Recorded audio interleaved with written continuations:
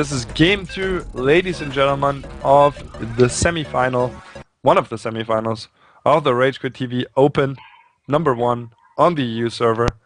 This is a mouthful, man. And we have Satini the Terran from Team Virus and Slavic from Team NaViSlaViK here as the Zerg. This second map is gonna be iCCup Testbug. Big shout out to the iCCup guys and Prodigy. And yeah, it's 1-0 for Satini. Very, very good first game.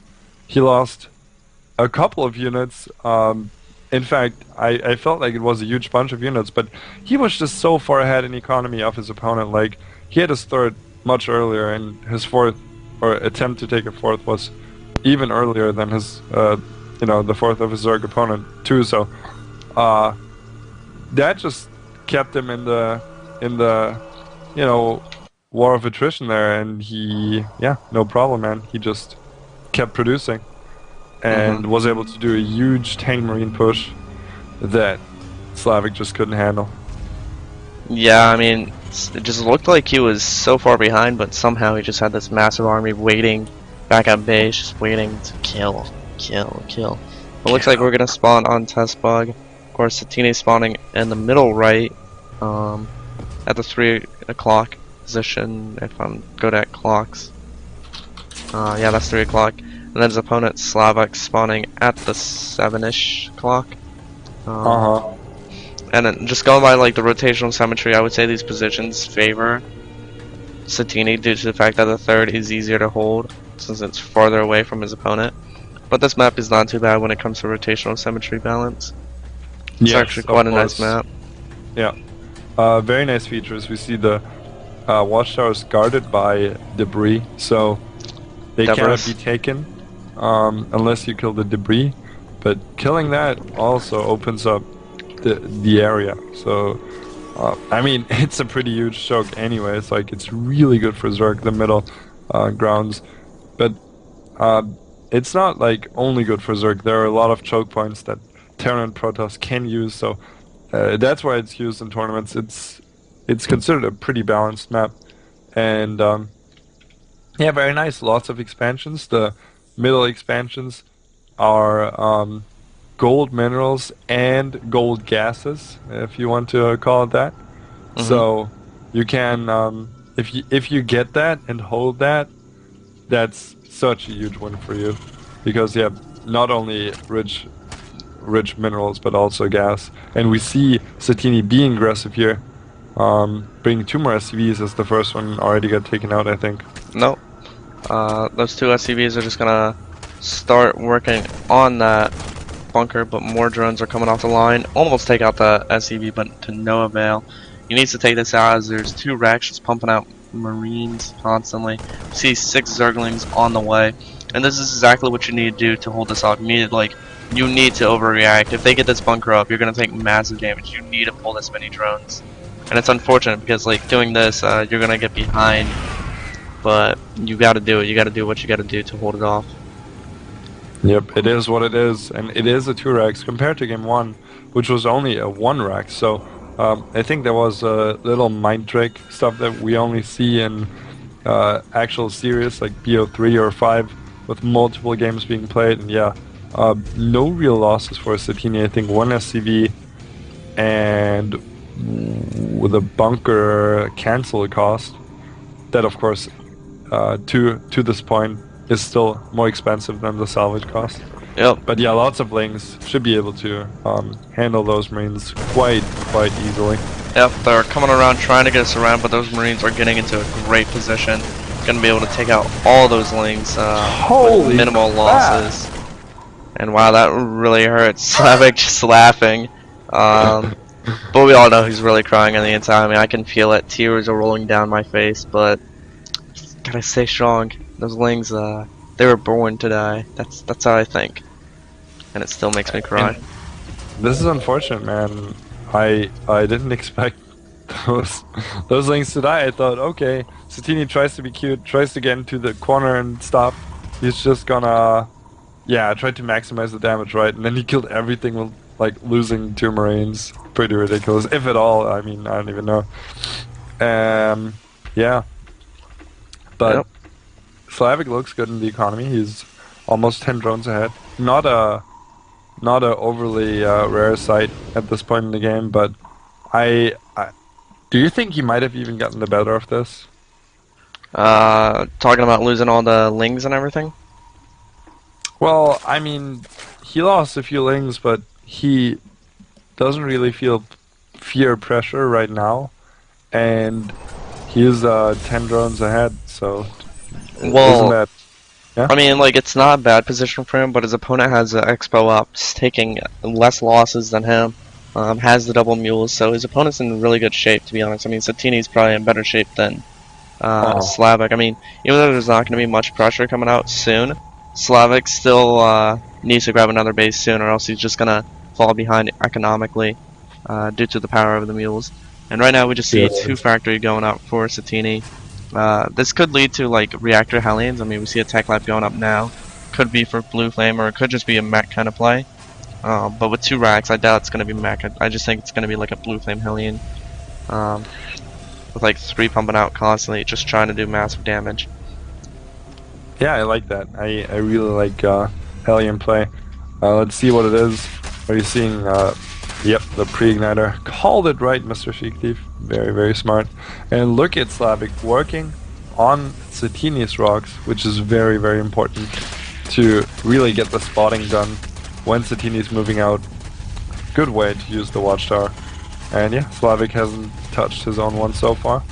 And he's grabbing the 3rd base, as you said. And that's just really nice. I really dig 3-player maps, dude. It's like... You can expand. You always have a safe direction to expand, kind of thing. Yep. And it's, I know, it just feels so nice. Yeah, except like once you get past your 3rd or 4th base, you start expanding into your opponent's natural or expansions. So you keep getting closer and closer and closer to each other, and really makes this tense atmosphere. There's like 3 bases in the middle of it, which are pretty impossible to take. But then you have these like 6 or 7 over on the left side, which are like easy to take. Until the mid game where there's units everywhere. Satiini just holding up with some Hellions right now, up to 4. Pre-igniter's almost done. Gonna have 6, and I just want to point out that these watchtowers, like outside of these naturals, there's rocks on the ground. They don't affect anything, but that's where the watchtower vision goes. So all these buildings are actually in front of the rocks, I believe. Yeah, so all these buildings from Satiini are actually able to be seen with this Zanaga watchtower right now, which is actually pretty important. And another thing to note, Satiini did position his Hellions in front of his wall for a second, then he macroed or something, and then he moved them. So that gave Slavic some precious second to actually prepare for the Hellion threat. And wow, dude, those larvae, was that larva dying there? Yeah. That died so quickly. Yeah, I'm so confused by larva. It has 10 armor, but it dies to Hellions. Like, that just doesn't make sense to me. Like, larva dies to some things so quickly, but to other things not so quickly. Not so quickly. But yeah, Slavic did have the time to react. He has roaches out. He has 3 Evo chambers. Rare sight. Trying to constrict the entrance here a little bit. Really nice. But yeah, he didn't take any damage really, except for 2 larvae. LOL.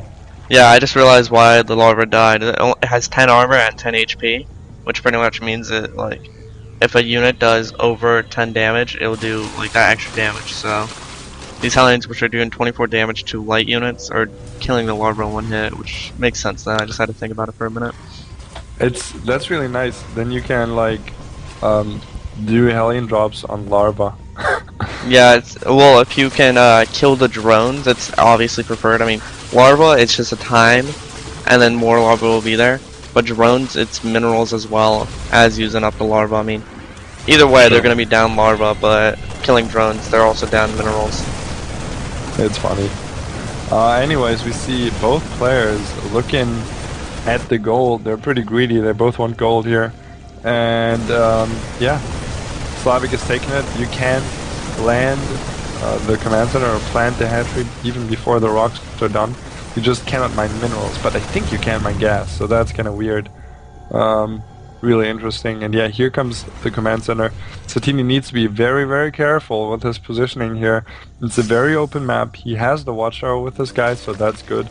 But look at how close those positions are. Like this, in fact, this expansion for Satini is really bold. Like if he can hold this, he'll be great. And it's a very, very good. Like if he can get the planetary fortress through, it's gonna be a nice position for him in the middle of the map.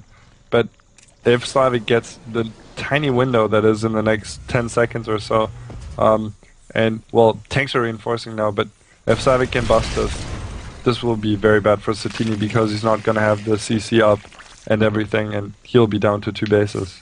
Yeah.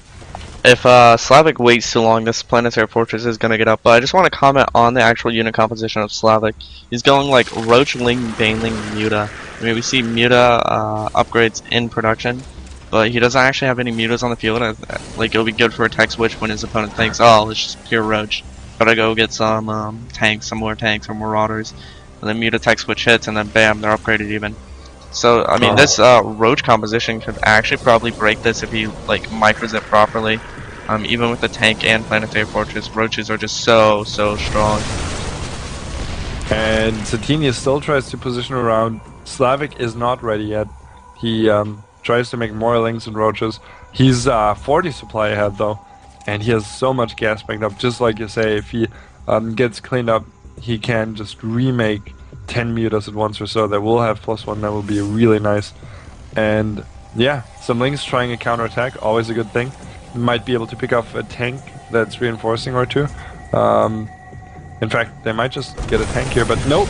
Wall gets up. Good play by Satini. And the position, like, time is definitely working for Satini right now, I think. His position will get stronger and stronger. And yeah, Slavik is max now. I think it's time. Cheat thief. I think it's time. Yeah, I mean, with being max, he's gonna have to engage at some point. He needs to find a soft spot, though. He can't just go and tack into the planetary fortress. He needs to take out some of the tanks, and I think that's what he's looking for right now. Just gonna go around the top, take out that like central Zonaga watchtower encampment. I really like this angle from Slavik. Not all the tanks will be able to shoot at the same time. Roach is coming through the middle too, and yeah, some tanks being taken out one by one. Not a huge, massive tanks for Satini, so he's getting whittled down here. I think Slavik will get the better of this. One tank left, goes down, and the reinforcements will not be enough to... oh my god, so many Roaches, man. They're just streaming in, and they're definitely going to get the fortress here. Not enough SCV is here to repair, and they don't even care. They just want the tanks, and there's no counterattack, no harassment for Satini up in this, so... this is what I'm talking about. Satini got busted here, and there's no way to really get his economy up right now, as he didn't take the safe expansion, so he's kind of screwed. Yeah, I mean, he still has the golden mining, but he has absolutely no real anti-air to deal with the mutas that are incoming. We have 10 mutas in production, we had 10, there's like 2 on the field, there's 8 more. We even have infestors gonna be coming out soon. Some more banelings. He's gonna be able to pretty much like take out all the SCVs here and then attack this with some banelings and mutas and just be able to take out the planetary fortress quite easily. Needs to be careful of all these marines though, as they are stimming around defending these units. And the thing now, I think what's gonna happen is Satini is going to try to stabilize. Meanwhile, what Slavik can do on his ridiculous economy, I mean, I think he should definitely just saturate this gold, even if it's just for a little time. I mean, he has the potential, while Muta's getting scared away a little bit. But what I'm saying is, Slavik can just tech. He's going hybrid now, he's gonna get Blue Lord soon, they will have the +1 too. And, while Satini is scrambling his stuff together, Slavik can just really tech behind this, even if he loses some. But he looks good, he takes out more tanks than the mutas are now in the main.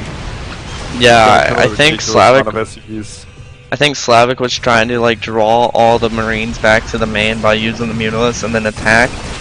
Did not work. We have a large engagement here in the middle of the map.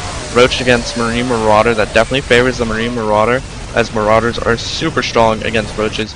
Mutas in the main just doing a little bit of damage here and there, as they're not really focus firing anything. tons of banelings out for VirusSatiini. If he can get some baneling hits, he'll be able to do some massive damage. Tank slowly sieging forward onto this gold. He's starting to reach creep, gonna start clearing that up. But it looks like, here we go, VirusSatiini going in, leading with the banelings, able to land all the hits, taking out tons of bio, but still not enough. Muta's still in the main doing massive damage. I mean, they took out that orbital command, going after some reactors now, and the Lings are cleaning up the rest of this battlefield in the middle of the map. This has to be it, man. There's no economy whatsoever to fall back to for VirusSatiini right now. He doesn't have an army.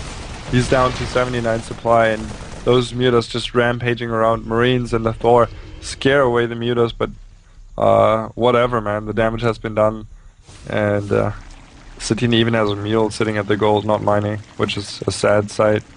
Yeah, but he actually has a base at the 12 o'clock, but I don't know. He lost so many SCVs. He's down to 41. I don't feel like. I mean, there are gonna be Broodlords soon, and he needs to be ready for this. He needs to have Vikings beforehand, and I don't think he will. Well, Greater Spire's not even on the way. It looks like VirusSatiini's just sticking with this like mass ground, not even gonna go for Broodlords, as Vikings are a pretty good counter to Broodlords quite easily. And I think he's just gonna rely on like his mutas and his upgraded Zerglings, which are getting 3 attack right now, and Adrenalings. Gonna start doing massive damage with them.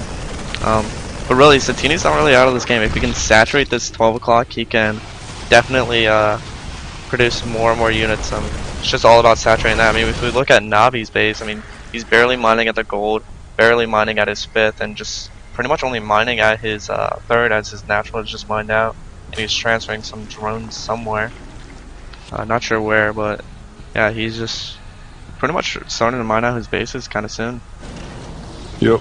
VirusSatiini, he did take out all of the mutas, so he seems a bit stable, but look at the Roach Force. Gonna clean out the soon-to-be planetary fortress. It has to live. There are no mutas right now to take it out, but here comes VirusSatiini. Gonna try to put up the pressure as this is what he needs, excuse me. He will get the Satchery, but not sure. He stims again. Oh, the Thor taking a lot of damage, but it's gonna go down to the Lings. But here come the Roach flying from behind. And the Marines are slowly but surely overstemming here. No medvacs left. Oh my god, huge bailing hit. Yeah. There's a GG. There was a GG.